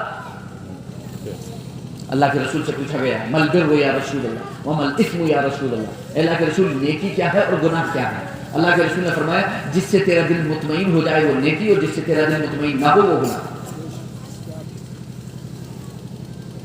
اور اتنا تو ضرور ہے کہ جناب چاہے ایک بالش ہی صحیح کسی کی زمین دابی، یہ دل تو مطمئن نہیں رہے گا کبھی. 1 روپیہ ہی صحیح، جھوٹ ہی صحیح، وعدہ خلافی ہی صحیح، یہ وہ تمام کام ہیں جس کے بعد دل کبھی مطمئن نہیں رہتا. خدا کی قسم دل مطمئن نہیں رہتا. دل وائے ناکامی بتائے کارواں جاتا رہا، کارواں کے دل سے احساس ضیا بھی جاتا رہا، کارواں کے دل سے احساس ضیا جاتا رہا تو احساس بھی جاتا رہا. اگر احساس چلا جائے تو پھر سمجھ لینا کہ اب ہم زندہ قوم نہیں ہیں. زندہ قوم ہم اس وقت تک ہیں جب تک کہ ہمارا احساس زندہ ہے، جب تک کہ ہمارا احساس. ان الذین قالوا ربنا اللہ، بے شک وہ لوگ جنہوں نے کہا ہمارا رب اللہ، پھر انہوں نے استقامت اختیار کی. امیر المؤمنین سیدنا ابوبکر صدیق اکبر فرماتے ہیں استقامت کا مطلب ہے وہ شرک سے بچے. انہوں نے شرک نہیں کیا. اور شرک کی 2 قسمیں میں نے آپ کو بتائیں کہ شرک اکبر سے بھی بچے اور شرک اصغر سے بھی بچے، یعنی ریا اور نفاق سے بھی بچے. امیر المؤمنین سیدنا عمر فاروق اعظم رضی اللہ تعالیٰ عنہ نے ارشاد فرمایا استقامت یہ ہے کہ اللہ کے اوامر اور اللہ کے نواہی، یعنی اللہ نے جن باتوں کے کرنے کا حکم دیا اس کو کرنا، اور جن کے کرنے سے منع کیا، جن سے روکا اس سے رکنا اور بچنا، یہ استقامت ہے. مگر ساتھ میں حضرت عمر نے ایک جملہ اور ارشاد فرمایا، فرماتے ہیں کہ کرنے میں اور بچنے میں، جس کو کرنا ہے اس کے کرنے میں اور جس سے بچنا ہے اس سے بچنے میں لومڑی کی طرح ہیلا اور بہانہ تلاش نہیں کیا. لومڑی کی طرح مثال دی ہے، لومڑی کی طرح، کیونکہ کچھ لوگ وہ ہیں جو لومڑی کی طرح چالاکی سے بچنے کی کوشش کرتے ہیں اس کام کو کرنے سے جس کے کرنے کا حکم دیا گیا، اور اس کام کو سے بچنے سے جس سے بچنے کا حکم دیا گیا. یعنی جسے کرنے کا حکم دیا گیا اس سے بچنے کی کوشش کرتے ہیں، جس سے بچنے کا حکم دیا گیا اسے کرنے کی کوشش کرتے ہیں، ہیلا بہانہ تلاش کرتے ہیں. ہیلا بہانہ تلاش کر کے. کیا ہیلا بہانہ تلاش کریں گے؟ نہیں، باہر گیا تھا میں نے نا کپڑوں پہ چھیٹ آ گئی، تو ایسا کرو تم نماز پڑھ لو، میں ذرا کپڑے چینج کر کے نماز پڑھوں گا. تم کیا کپڑے چینج کر کے نماز پڑھو گے؟ یہیں جھوٹ بول رہے کہ میرے پاؤں میں چھیٹ آ گئی تھی. کیا ہو گیا تھا کہ میں نے استنجا ایسی کر لیا تھا. استنجا نہیں کر رہے تھے، تم نے کرا کیوں نہیں تھا؟ بہانا کیوں بنا رہے ہو؟ تم مسلمان نہیں ہو؟ آپ کو پاکی نہیں رکھنا چاہیے تھی؟ بہانا کس سے بنا رہے ہو؟ مجھ سے بہانا بنا رہے ہو، ان سے بہانا بنا رہے ہو، اللہ سے؟ کس سے بہانا بناؤ گے؟ قیامت میں بھی کھڑے ہو گے یہی کہو گے کیا؟ یہاں بہانے چل جائیں گے، وہاں بہانے نہیں چلیں گے۔ بہانوں سے بچنے کی ضرورت نہیں ہے، بہانے بنانے کی ضرورت نہیں ہے۔ بہت زیادہ بہانے بناتے ہیں لوگ، فجر میں بھی بہانہ بنا لیتے ہیں، ظہر میں بھی بہانہ بنا لیتے ہیں، عصر میں بھی بہانہ بنا لیتے ہیں، عشاء میں بھی بہانہ بنا لیتے ہیں، مغرب میں پھنس جاتے ہیں۔ مغرب میں بہانہ نہیں بنا پاتے کیونکہ مغرب میں اذان کے فوراً بعد 5 منٹ کے بعد مسجد میں نماز ہوتی ہے، تو اب گھر میں رہیں تو گھر والے پوچھیں، باہر نکلیں تو کتوں کے سوا کوئی ملے گا نہیں، ہوا پڑا ہوگا کیونکہ سب مسجد میں ہوں گے نماز پڑھنے کے لیے، تو جائیں کہ ادھر کسی اور کے پڑوس میں جائیں گے تو وہ کہہ رہے ادھر آ گئے نماز پڑھنے نہیں گئے، تو اب بچے کہاں پر؟ تو مجبوری میں کچھ لوگ مسجد میں گھس جاتے ہیں کہ لاؤ اب کوئی مسئلہ نہیں ہے، بچ نہیں سکتے نہ گھر میں نہ باہر نہ ادھر نہ ادھر۔ لیکن یہ انہی گھروں میں ہوتا ہے جن گھروں کے لوگ خود نماز پڑھنے والے ہوتے ہیں، اور بالخصوص جن گھروں میں عورتیں نماز پڑھنے والی ہوتی ہیں، کیونکہ وہ پوچھتی ہیں کیا وہ نماز نہیں پڑھی؟ تو 1 بار 2 بار 3 بار کب تک بغیرت بنے گا آدمی؟ شرم تو آئے گی نا، شرم آئے گی تو غیرت تو آئے گی نا، تو پھر جائے گا مسجد میں۔ لیکن جب گھر کی عورتیں ہی ڈر جائیں، گھر کی عورتیں ہی، بلکہ ڈر کیا جائے، انہیں خود ایک بہانہ مل جاتا ہے، تم نہیں پڑھ رہے تو ہم تم سے آگے، ہم خود نہیں پڑھ رہے، انہیں بھی تو ایک بہانہ مل جاتا ہے، انہیں بھی تو ایک بہانہ مل جاتا ہے، وہ کیوں پڑھے نمازیں؟ تو اللہ کے ڈر سے تو کچھ ہو نہیں رہا ہے، مرد عورتوں کے ڈر سے اور عورت مرد کے ڈر سے۔ اور میں سچ بات بتا رہا ہوں آپ کو، میں یہ وہ نہیں کر رہا ہوں، بہت سارے لوگ ایسے ہیں کہ وہ صرف اس لیے نیک ہیں کہ انہیں گناہوں کا موقع نہیں مل رہا ہے۔ بہت سارے لوگ صرف اس لیے نیک ہیں کہ انہیں گناہوں کا موقع، اگر انہیں کہیں چوری چھپے گناہوں کا موقع مل جائے تو وہ پیچھے ہٹنے والے نہیں ہیں، وہ پیچھے ہٹنے والے، ہاں پیچھے ہٹنے والے نہیں ہیں، وہ تو ہاتھ بہتی گنگا ہے ہاتھ صاف کر جائیں گے، اور کیا بہتی گنگا میں ہاتھ دھونے سے کوئی نہیں بچنے والا۔ بہت سارے لوگ صرف اس لیے گناہوں سے بچتے ہیں، وہ کوئی بھی گناہ ہو چھوٹا ہو یا بڑا، بہت سارے لوگ اس لیے بچ جاتے ہیں گناہوں سے کہ فلاں دیکھ لے گا، فلاں کو پتہ چل جائے گا، گھر والے کیا کہیں گے، وہ کیا کہیں گے، وہ کیا کہیں گے، اس کو پتہ چل جائے گا، یہ ہو جائے گا، وہ ہو جائے گا۔ اور کچھ تو گھر والوں کو چھوڑو، پولیس کے ڈر سے بچ جاتے ہیں کہ پولیس کیس ہو جائے گا تو کیا کروں گا، ہاں اس وجہ سے گناہوں سے بچتے ہیں۔ کاش اللہ کا خوف اتنا دل میں رکھا ہوتا ہے تو جنت ملتی، خدا کی قسم، لیکن دنیا والوں سے ڈرنے سے جنت تو نہیں ملے گی، دنیا والوں سے ڈرنے سے جنت۔ وَأَمَّا مَنْ خَافَ مَقَامَ رَبِّهِ وَنَهَى النَّفْسَ عَنِ الْهَوَىٰ فَإِنَّ الْجَنَّةَ هِيَ الْمَأْوَىٰ، اور جو قیامت کے دن اپنے رب کے حضور حاضر ہونے سے ڈرا، کھڑے ہونے سے ڈرا کہ مجھے رب کے حضور حاضر ہونا ہے، قیامت کے دن رب کے سامنے کھڑا ہونا ہے، اور صرف اتنا ہی نہیں، ڈرا ہی نہیں، وَنَهَى النَّفْسَ عَنِ الْهَوَىٰ، اور اس نے اپنے نفس کو نفسانی خواہشات سے روکے رکھا، قابو میں رکھا۔ دونوں باتیں ہیں، صرف خوف نہیں، جو بہت سارے لوگوں سے کہو گے تو اللہ سے نہیں ڈرتے، ارے کیسی بات کرے، آپ سے زیادہ ڈرتا ہوں، آپ سے زیادہ ڈرتا ہوں میں اللہ سے، مجھے اللہ اور اس کے رسول کا خوف آپ سے زیادہ ہے۔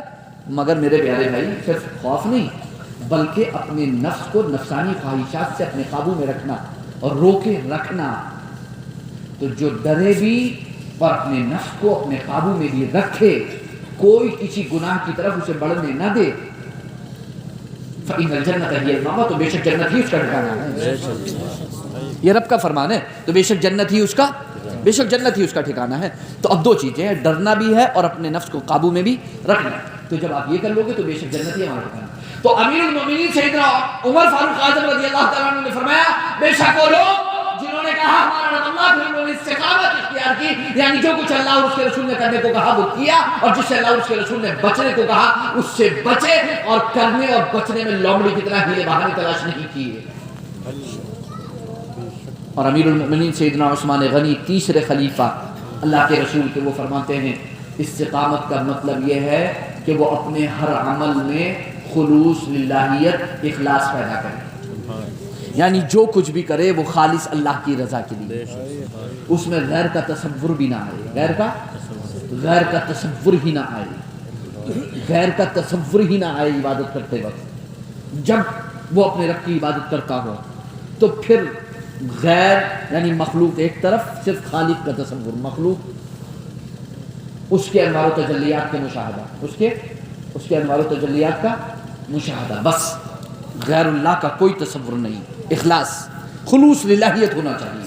امیر المؤمنین سیدنا مولا علی کرم اللہ تعالی وجہ کریم جو چوتھے خلیفہ ہیں اللہ کے رسول سرور کونین صلی اللہ علیہ وسلم کے، وہ ارشاد فرماتے ہیں استقامت کا مطلب ہے فرائض کی پابندی کرنا ہے، جو کچھ اللہ اور اس کے رسول نے آپ پر فرض کیا ہے اس کی پابندی کرنا، یہ ہے اخلاص، یہ ہے استقامت، یہ ہے استقامت۔ تو اب جان لو کہ بے شک وہ لوگ جنہوں نے کہا ہمارا رب اللہ، پھر انہوں نے استقامت اختیار کی، یعنی وہ شرک اکبر سے بھی بچے، وہ شرک اصغر سے بھی بچے، اللہ اور اس کے رسول نے جو کچھ کرنے کو کہا وہ کیا، اللہ اور اس کے رسول نے جس سے منع کیا اس سے باز رہے، بچتے رہے، کرنے اور بچنے میں لومڑی کی طرح ہیلے بہانے تلاش نہیں کیے، اور جو کچھ کیا اور جو کچھ جس سے بھی بچے اس سے خالص اللہ کی رضا کے لیے کیا، تو بھی اللہ کی رضا کے لیے، نہ کیا تو بھی اللہ کی رضا کے لیے، جو کچھ کیا اللہ کی رضا کے لیے اور نہیں کیا تو وہ بھی۔ اور اگر کبھی جلد بازی میں ہوئے، کبھی وقت نہیں ہوا تو فرائض سے تو کبھی جان چرائی ہی نہیں، انہوں نے فرائض سے تو کبھی جان انہوں نے چرائی ہی نہیں، فرض تو ہر حال میں ادا کیا، فرض تو ہر حال میں ادا کیا۔ ایسے لوگوں کو نہ کوئی خوف ہے نہ کوئی غم، ایسے لوگوں کو نہ کوئی خوف ہے۔ تو اب ہمیں دیکھنا ہے کہ ہم ایسے لوگوں میں ہیں یا نہیں ہیں۔ قرآن فرماتا ہے فَلَا خَوْفٌ عَلَيْهِمْ وَلَا هُمْ يَحْزَنُونَ، ان پر نہ کوئی خوف ہے نہ کوئی غم۔ اولئک اصحاب الجنت خالدین فیہا، یہی جنتی لوگ، یہی جنہوں نے کہا ہمارا رب اللہ، پھر استقامت اختیار کی۔ جو میں نے استقامت کے معنی بتائے اس تمام معنی پر انہوں نے استقامت اختیار کی، تو انہیں نہ کوئی خوف نہ کوئی غم، اور یہی لوگ جنتی ہیں، ہمیشہ جنت میں رہیں گے، اور یہ بدلہ ہے ان کے اعمال کا جو دنیا میں کرتے تھے، جزاء بما كانوا يعملون، جو دنیا میں کرتے تھے یہ اس کا بدلہ ہے۔ یہ جنت کا بدلہ ہے ان کے اعمال کا، ان کے اعمال کا، ان کے خلوص کا، ان کے للہیت کا، ان کی رضا کا۔ اسی کو اللہ رب العزت نے سورہ حمیم سجدہ میں، سورہ فصلت کی جو آیت ہے اس میں یہ ارشاد فرمایا ان الذين قالوا ربنا الله ثم استقاموا تتنزل عليهم الملائکہ الا تخافوا ولا تحزنوا وابشروا بالجنة التي كنتم توعدون۔ بے شک وہ لوگ جنہوں نے کہا ہمارے رب اللہ، پھر انہوں نے استقامت اختیار کی، تو ان کے بعد فرشتے آتے ہیں، ان کے پاس وہ جو سورہ احقاف پارہ نمبر 26 کی 13ویں 14ویں میں نے آیت پڑھی، اس میں یہ ذکر نہیں ہے کہ فرشتے آ کر کے کہتے ہیں کہ تم خوف نہ کرو غم نہ کرو، اس میں بلا واسطہ معاملہ ہے، اللہ کی طرف سے ہے کہ نہ انہیں کوئی خوف ہے نہ کوئی غم۔ اور یہاں پارہ نمبر 24 جو سورہ فصلت حمیم سجدہ کی جو آیت ہے، اس میں یہ ہے کہ ان کے پاس فرشتے آتے ہیں، ان کے پاس۔ تو اب تو اپنا اپنا مقام ہے بھائی، اب جس کا مقام جتنا اعلیٰ ہے اس کو اتنی اعلیٰ نعمت ہے۔ کسی کا مقام یہ ہے کہ فرشتے آ کر کے کہتے ہیں خوف نہ کرو غم نہ کرو، اور کسی کا مقام اتنا اعلیٰ ہے کہ رب ہی انہیں سنا دیتا ہے کہ خوف نہ کرو غم نہ کرو، وہاں واسطے کی بھی ضرورت نہیں، وہاں واسطے کی بھی۔ تو یہ تو اپنے درجات ہیں، اپنا مقام مرتبہ ہے کیسا ہے۔ تو بے شک فرشتے آتے ہیں تتنزل علیہم الملائکہ، اور ان سے کیا کہتے ہیں اللہ تخافوا ولا تحزنوا، خوف نہ کرو غم نہ کرو، وابشروا بالجنۃ التي كنتم توعدون، اور بشارت ہو تمہیں اس جنت کی جس کا تم سے وعدہ کیا جاتا تھا۔ نحن اولیاؤکم فی الحیات الدنیا وفی الآخرہ، ہم دنیاوی زندگی میں بھی تمہارے اولیاء ہیں، مددگار ہیں، حمایتی ہیں، ناصر ہیں، مددگار ہیں، اور آخرت کی زندگی میں وَلَكُمْ فِيهَا مَا تَشْتَهِي أَنفُسُكُمْ وَلَكُمْ فِيهَا مَا تَدْعُونَ، اور تمہارے لیے جنت میں وہ کچھ ہے جو تمہارا جی چاہے، جو تمہارا اور جو تم طلب کرو، جو تم نزلا من غفور الرحیم، اور یہ سب رحمان کی طرف سے، غفور الرحیم کی طرف سے تمہاری کیا ہے مہمانی ہے، یہ سب تمہاری مہمانی ہے۔ تو فرشتے آتے ہیں، فرشتے کب آتے ہیں؟ زندگی میں بھی آتے ہیں جب مومنین میدان جنگ میں ہیں، جب مومنین میدان جنگ میں ہوں، جب مومنین کے خلاف کافر ڈٹ گئے ہوں، جب مومنین کے خلاف کافر ڈٹ گئے ہوں، اس وقت بھی فرشتے آتے ہیں اور آ کر کے کہتے ہیں کہ ہم تمہارے مددگار ہیں۔ تو ان کے اولیاء اولیاء شیطان ہیں، اور ہمارے اولیاء اولیاء رحمان ہیں۔ مومنین کے مددگار رحمان کے دوست ہیں، اور کفار کے مددگار شیطان کے دوست ہیں۔ اب آپ سمجھ سکتے ہو کہ جیت کس کی ہوگی۔ غم کسے ہونا چاہیے؟ جس کے مددگار شیطان کے دوست ہیں۔ جس کے مددگار اللہ کے دوست ہیں، جس کے مددگار رحمان کے دوست ہیں، اسے کوئی خوف نہیں، کوئی غم نہیں، اسے کوئی خوف نہیں، کوئی غم نہیں۔ بدر تو سامنے ہے، 3000 5000 کی تعداد میں فرشتے آئے تھے، ہاتھ میں جو لکڑیاں تھیں وہ بھی تلوار بن گئی تھی، جو سینٹے تھے وہ بھی تلوار بن گئے تھے، یہ تو سب سامنے ہے نا، مگر ایمانی کب ہے اس قابل؟ ابھی اندر چنگاری ہے ہی کب؟ اندر کچھ ہے ہی کب؟ سب تو کھوکھلا ہے اندر سے، گناہ اتنے زیادہ ہیں، تو رحمان کے دوست آئیں کیسے مدد کے لیے؟ مدد کے لیے تو اسی کے لیے آئیں گے نا کہ جو استقامت پر ہوگا، اور ہم استقامت پر ہے نہیں۔ اور ایسا نہیں ہے کہ جو ہے وہ سارے لوگ جو ہے وہ گناہگار ہوں، ایک آدمی نیکوکار ہو تو اس کی وجہ سے سب بخشے جائیں، سب کو بدلہ مل جائے۔ ہو سکتا ہے کہ سارے لوگ گناہگار ہوں اور یہ ایک بندہ نیکوکار ہو اور یہ ان سے نہیں کہتا ہو گناہوں سے بچنے کے لیے، تو یہ بھی اسی کے ساتھ لپیٹ دیا جائے۔ ہاں، یہ کوئی وعید نہیں ہے، یہ بھی انہی کے ساتھ لپیٹ دیے جائیں گے۔ نیکوکار وہی ہے جو نیکی کرے بھی اور دوسروں کو نیکی کا حکم بھی دے، برائی سے بچے بھی اور دوسروں کو برائی سے روکے بھی۔ وہ جو نیکی کرے، نیکی کا حکم نہ دے، اور برائی سے بچے، برائی سے روکے نہیں، وہ بھی بروں کے ساتھ لپیٹ دیا جائے گا، بچے گا نہیں وہ۔ اگر وہ طاقت رکھتا ہے تو، طاقت نہیں رکھتا ہے تو الگ بات ہے، طاقت نہیں رکھتا ہے۔ اور دل سے برا جاننے کی طاقت تو ہر کوئی رکھتا ہے، دل سے برا جاننے کی طاقت تو، اب کہو کہ فلاں آدمی برا ہے، تم اسے روکتے نہیں ہو کہ ہاں میں تو اسے ناپسند کرتا ہوں، میں تو پسند نہیں کرتا، مجھے تو بہت برا لگتا ہے، میں تو دل سے برا جانتا ہوں۔ دل سے برا جانتے ہو تو کھا کیوں رہتے وہاں بیٹھے ہوئے؟ دل سے برا جان رہے ہو تو ان سے رشتے داری کیوں جوڑ رہے ہو؟ دل سے برا جانتے ہو تو ان کے ساتھ تجارت کیوں کر رہے ہو؟ دل سے برا جانتے ہو تو ان کے ساتھ اٹھتے بیٹھتے کیوں ہو؟ دل سے برا جانتے ہو تو اپنی پاکیزہ اور شریف بیٹیوں کو ان کے نکاحوں میں کیوں دے رہے ہو؟ یہ کون سا والا دل سے برا جاننا ہے؟ ایسا تو نہیں ہو سکتا کہ میرے دوست کا دوست بھی میرا دوست ہو، میرے دوست کا دشمن بھی میرا دوست ہو، ایسا تو نہیں ہو سکتا۔ میرے دوست کا دوست ہی تو میرا دوست ہوگا نا، یا میرے دوست کا دشمن بھی میرا دوست ہوگا؟ کیسے ہوگا؟ تو اللہ کے رسول کا جو دوست ہے وہ میرا دوست ہے، جو اللہ کے رسول کا دشمن ہے وہ میرا دوست کیسے ہو سکتا ہے؟ وہ میرا کیسے ہو سکتا ہے؟ تو دوست سے بھی دوستی رکھو اور دشمن سے بھی دوستی رکھو، ایسا کیسے ہو سکتا ہے؟ ہرگز نہیں، ہرگز نہیں۔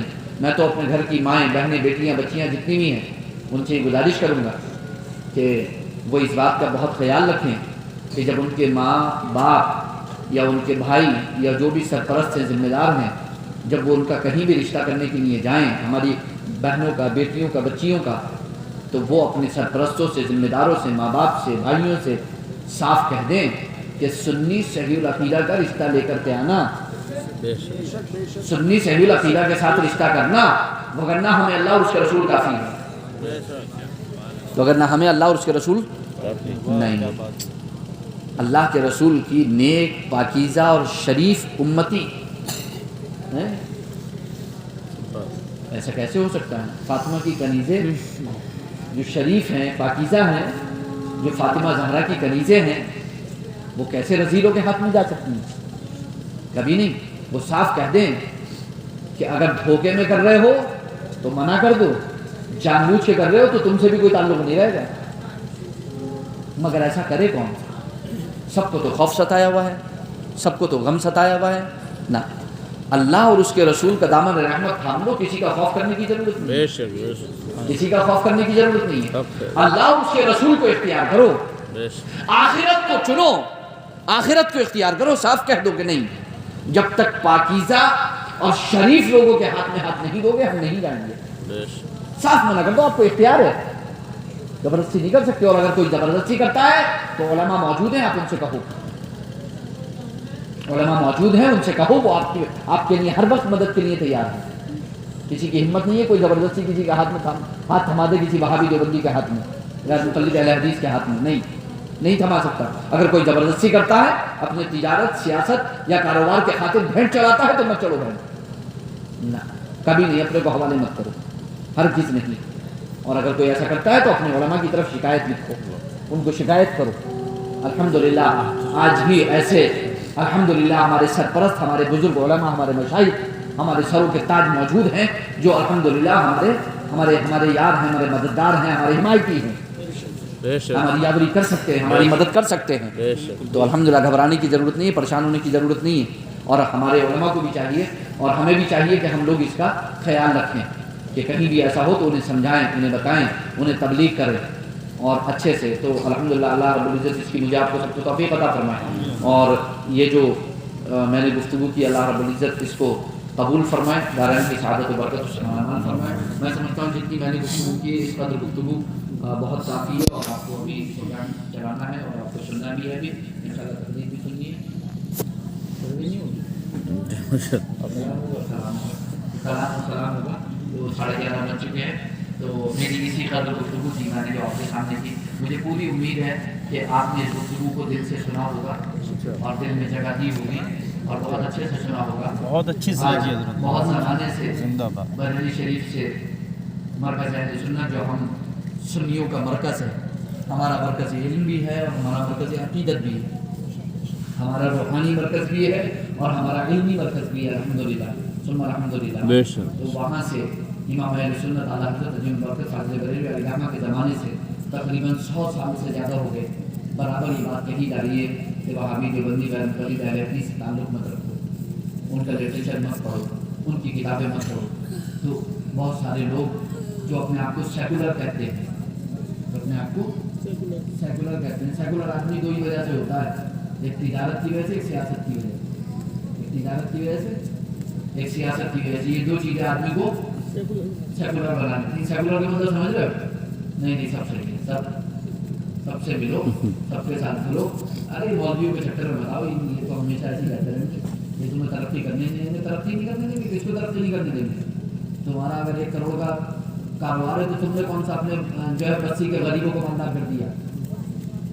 یہ کہو نا کہ تمہاری ترقی رک جائے گی. بے شک بالکل حق ہے حضرت، تمہاری ترقی رک جائے گی. یہ کہو کہ تمہاری ترقی رک جائے گی، حقیقت ہے، حق ہے، حق ہے. تمہیں ترقی نہیں کرنے دیں گے. اس کے بیچارے کامشت سے کہہ رہے ہو کہ تمہیں ترقی نہیں کرنے، اس کا کاروباری ہو صحیح فرمایا حضرت، مالدار تو تم ہو، بالکل صحیح فرمایا. اور کیا کہہ رہے ہو تمہیں ترقی نہیں کرنے دیں گے. ارے تم فوراً کہو گے جناب ہم ترقی کر رہے ہیں. ترقی تو آپ کر رہے ہیں، بالکل کیا بات ترقی ہے، تو آپ کی رک رہی ہے، ہماری کب رک رہی ہے؟ زندہ باد، بالکل حقیقت ہے. کہتے نہیں کرتے. ارے مولویوں کے چکر میں مت پڑو، وہ آپ سے نہیں کہتے، دراصل آپ کو اپنا حمایتی اور ساتھی بناتے ہیں کہ یار تم بھی ہمارے ساتھ کھڑے ہو جاؤ یہ بات کہنے. کیونکہ ہم اگر کہیں گے تو ہمارے پیچھے پڑ جائیں گے پورے کام والے اور سب لوگ، کیونکہ سب جانتے ہیں کہ جو ہم پر کاروبار کرتے ہیں. اللہ، اور جب تم کہو گے تو ہم تمہارے سچے میں بچ جائیں گے. صحیح فرمایا حضرت. تو وہ دراصل آپ کو اپنا حمایتی بناتے ہیں کہ تم کا پڑ رہے ان کے چکر میں. ان سے کہنا ہم نہیں، اپنے آپ کو کہو کہ ہم کا پڑ رہے ہیں ان کے چکر میں. تم مت کہو، ہم کہو کہ ہم کا پڑ رہے ہیں مولویوں کے چکر میں. اور یہ وہ کہہ نہیں سکتے ہم کا پڑ رہے ہیں مولویوں کے چکر میں، کیونکہ اگر وہ قوم کے سامنے یہ کہیں گے کہ ہم کا ان مولویوں کے چکر میں پڑ رہے ہیں تو قوم کہے گی تو چلو نکلو باہر. سمجھ رہے؟ تو جو بات امام اہل سنت نے 100 سال پہلے بہت ہی جو ہے وہ تابوت میں ٹیڑھ ٹھوکی تھی وہابی دیوبندیوں کے، سعودی عربیہ سے جو ہے وہ تبلیغی جماعت کو نکال کے باہر کر دیا. جی بے شک، جی مودودی جماعت کو نکال کے باہر کر دیا. تبلیغی جماعت اور مودودی جماعت جس کا نام جماعت اسلامی ہے، جس کا نام جماعت اسلامی ہے، جس کا بانی ابوالعلا مودودی ہے. 12 علماء ہیں جماعت اسلامی کے، تبلیغی جماعت کے، اور جو بھی جماعت الدعوہ کے نام سے جو ہے تبلیغی جماعت سعودی عرب وغیرہ میں جماعت الدعوہ کے نام سے، تو اس کے سلفی جماعت کے جماعت الدعوہ کے جتنے بھی تقریباً 12 علماء ہیں جن کی کتابوں کو وہاں سے لائبریریوں سے باہر نکالنے کے لیے کہہ دیا گیا. کسی قسم کا ان کا کوئی لٹریچر وہاں تقسیم نہیں ہوگا سعودیہ میں، کسی قسم کی کوئی ان کی ایکٹیویٹی نہیں رہے گی، کوئی تبلیغ نہیں رہے گی، کوئی دعوت کا پروگرام نہیں رہے گا، کوئی تبلیغ کا پروگرام نہیں رہے گا، کسی جگہ وہ کوئی تقریر نہیں کریں گے، کسی جگہ ان کی کوئی تحریر جاری نہیں ہے. تو آج تک تو بریلوی کہہ کے جو ہے وہ سبحان اللہ، سبحان آج اللہ. تک تو بریلوی کہہ کے دوش دے رہے تھے نا. بریلویوں کا نام ہی یہی ہے. تو بریلویوں کا کیا سلمان کو بھی جو ہے وہ بادشاہ کو بھی سعودی عربیہ کو اس کو بھی بریلوی کہہ دو گے کیا؟ بھائی سعودی عربیہ کے بادشاہ کو اب اس کو بھی کہہ دو وہ بریلوی ہے. وہ تو اچھا وہ ہندوستان آیا نہیں ہے، ورنہ وہ یہ بھی کہہ دیتے کہ وہ بریلوی کو کیا ہے، کیونکہ ان کے خلاف جو بھی بولے گا اسے بریلوی کہہ دیا جاتا ہے. بے شک، اور حقیقت دیکھی نہیں جاتی. مجھے جامعہ ازہر کے ایک پروفیسر ایک دکتور ہے بہت بڑے، مجھے ان کی بات بڑی اچھی لگی. میں نے جب ان کا پہلا جملہ سنا تو میں بڑا تعجب میں پڑ گیا کہ جامعہ ازہر اظہر ٹی وی پر ان کا وہ ڈالا گیا جو ہے وہ بیان ڈالا گیا، اظہر چینل جو ہے T V, Azhar T V channel جو ہے اس پہ بیان ڈالا گیا. میں نے پہلا جملہ سنا تو میں بڑا حیرت میں پڑ گیا. ان کا پہلا جملہ یہ تھا کہ جماعت دعوت تبلیغی جماعت سے ہمیں کوئی وہ نہیں ہے، کوئی اختلاف نہیں ہے اور وہ اچھی جماعت ہے، اچھا کام کر رہی ہے. تو میں نے سوچا نہیں پہلے سنتے ہیں پوری بات کیا ہے. اس کے بعد انہوں نے فوراً ایک جملہ کہا کہ بس اس میں 2 کمیاں ہیں، بس اس میں 2 کمیاں ہیں، وہ 2 کمیاں اپنی دور کر لے، اس میں کوئی کمی نہیں. تبلیغی جماعت میں کوئی کمی نہیں ہے اگر وہ اپنی 2 کمیاں دور کر دے. وہ 2 کمیاں کیا بتائی انہوں نے؟ میرے پاس ویڈیو موجود ہے، موبائل ڈاؤن لوڈ کر کے رکھی ہے. انہوں نے کہا 2 کمیاں ہیں. ایک کمی انہوں نے کہا پہلی کمی تو یہ ہے کہ اس میں وہابیت گھس گئی ہے. ایک کمی تو یہ ہے کہ اس میں وہابیت گھس گئی ہے. اور دوسری کمی یہ ہے کہ اس کے جتنے بھی داعی اور مبلغ ہیں سب کے سب جاہل ہیں. جی بولے اور کوئی کمی نہیں ہے، پوری کہہ دی بات. اس کے علاوہ بولے اور کوئی کمی نہیں ہے، اور کمی نہیں. کوئی کمی نہیں ہے. اور یہ بات ہم زمانے سے کہتے چلے آ رہے ہیں تو ہم کو الزام لگایا جائے، بریلوی کہہ کر کے الزام لگا دیا جاتا ہے یہ بریلیوں کا کمی. آج جب مصر سے، شام سے، یمن سے اور سوڈان سے اور آپ کی جو ہے وہ سعودی عربیہ سے، عرب امارات سے، تمام ممالک سے جب یہ باتیں نکل کے آ رہی ہیں، کتابیں لکھی جا رہی ہیں، تو آج پتہ چل رہا ہے کہ نہیں 100 سال پہلے جو امام اہل سنت نے فرمایا تھا خدا کی قسم وہ آئے ہے زندہ باد زندہ جو 100 سال پہلے امام اہل سنت امام محمد رضا خاطر بریلوی نے ان کے تابوت میں آخری کیل ٹھوک دی تھی، وہ اپنی جگہ ٹوٹی ہوئی ہے، وہ مضبوط تو ہے، وہ اسے ہلا نہیں سکتے انشاءاللہ. جی تو آج انہیں نکال کے باہر کیا جا رہا ہے، نکال کے دیا جا رہا ہے. تو کم سے کم اب تو ذہن میں رکھنا چاہیے یہ وہی تبلیغی جماعت ہے کہ جس کے آنے پر گاؤں میں مسجدیں دھلوائی جاتی ہیں.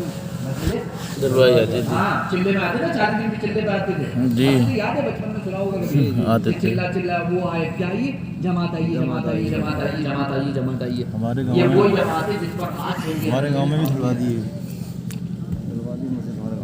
جس کو نکال کے آپ مسجدیں دھلوائیں. جب اس زمانے میں مسجدیں دھلتی تو الزام لگایا جاتا تھا یہ بریلوی تو بڑے متشدد ہوتے ہیں.